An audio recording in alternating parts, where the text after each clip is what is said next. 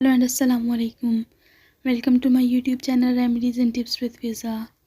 जामुन के पत्तों का कहवा और कई बीमारियों का इलाज। मौसम गर्मा में आने वाला फल जामुन सेहत के हवाले से इंतहाई मुफीद और अहम फल है और दीगर फलों के मुकाबले में बहुत ज़्यादा महंगा भी नहीं है। जामुन के साथ साथ जामुन की गुठलियाँ और पत्ते भी बहुत सारी बीमारियों के इलाज में इस्तेमाल किए जाते हैं।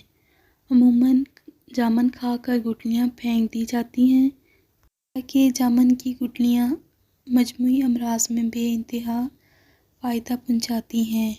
आप इन गुठलियों को सुखाकर रख सकते हैं और ज़रूरत पड़ने पर इस्तेमाल कर सकते हैं।